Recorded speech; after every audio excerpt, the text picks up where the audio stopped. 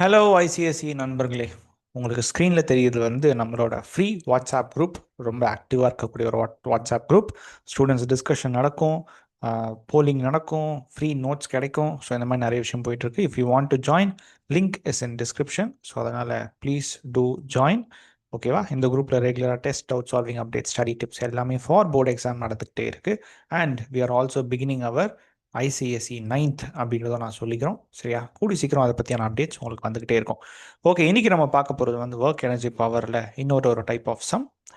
Okay, ரொம்ப கஷ்டமான some இல்லை, பட் இதில் உங்களுக்கு இமேஜினேஷன் கொஞ்சம் தேவைப்படும். அதை பற்றி தான் இன்றைக்கி பார்க்க போகிறோம். A boy of mass 40 kg runs up to a flight of 15 step each 15 centimeter height in 10 seconds. அதாவது ஒரு பாய் 40 கேஜி இருக்கான். அவன் இந்த மாதிரி ஒரு ஸ்டெப்ஸ் ஏறி ஏறி போகிறான். ஓகேவா? அதில் இந்த 15 ஸ்டெப்ஸ் இருக்கான். 1 2 3 4 அப்படி 15 ஸ்டெப்ஸ் போட்டுக்கோங்க. அதில் ஒவ்வொரு ஸ்டெப்போட ஹைட்டு என்னென்னு பார்த்தீங்கன்னா 15 சென்டிமீட்டர். ஒவ்வொரு ஸ்டெப்போட ஹைட் என்னது? 15 சென்டிமீட்டர் அப்படின்னு சொல்கிறாங்க. எவ்வளோ நேரத்தில் அப்படின்னா 10 செகண்ட்ஸில் போகிறான். ஸோ இது 2 கொஷினாக இருக்குது. ஸோ ஃபர்ஸ்ட் கொஷின் பார்க்கலாம். சரியா? ஸோ ஃபர்ஸ்ட் கொஷின் என்னது அப்படின்னா த ஒர்க் டன். சரியா? ஸோ ஒர்க் டன் ஃபார்முலா எல்லாருக்கும் தெரியும்ல. So work done force into distance. But அதுக்கு முன்னாடி ஒர்க் டன் ஃபார்முலா என்ன? Work done is equal to force into displacement. அதுக்கு முன்னாடி நம்மளுக்கு ஃபோர்ஸ்னா என்னன்னு தெரியணும்ல. Force is equal to mass into acceleration. ஓகேவா? ஸோ மாஸ் இன்டூ ஆக்சிலரேஷன் அப்படின்றது இந்த இடத்துல அந்த பாடியை ஆக்சலரேட் பண்ண போகிறது யாரை எதிர்த்து அவன் போட்டி போடுறான் அப்படின்னா கிராவிட்டி. கரெக்டாக? So mass into gravity. ஓகேவா? So MG. ஓகே, மாஸ் எவ்வளோ? 40. ஓகேவா? கிராவிட்டி 10ன்னு எடுத்துக்கலாம். சரியா? So answer is 400 newton is ஃபோர்ஸோட value.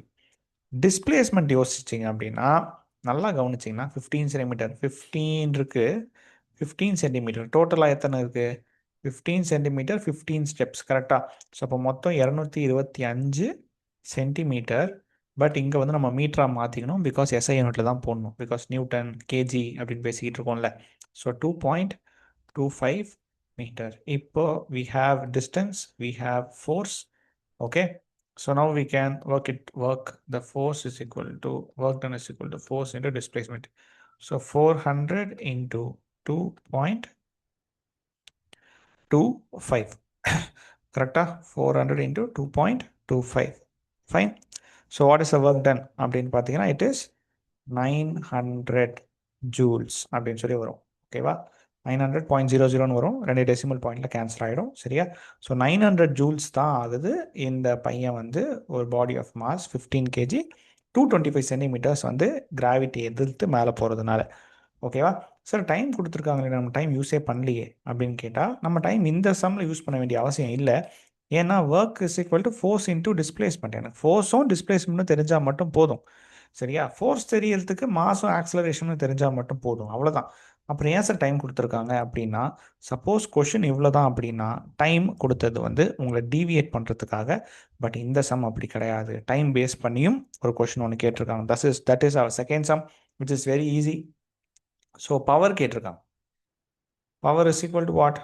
Power is nothing but work done divide by time. Time செகண்ட்ஸில் இருக்கணும். ஆல்ரெடி அது செகண்ட்ஸில் தான் இருக்குது. ஸோ அதை பற்றி நம்ம கவலைப்பட வேண்டாம். ஸோ 900 ஜூல்ஸ் இப்போ தான் பார்த்தோம் இல்லையா? டிவைடட் பை டைம் எவ்வளோ? 10 செகண்ட்ஸ். சரியா? So 90 joules per second. Joules per செகண்டை நம்ம என்னன்னு சொல்லுவோம்? பவரில் வாட் அப்படின்னு சொல்லுவோம். So 90 watt is the answer. சரியா? இது ரொம்ப சிம்பிளான சம்.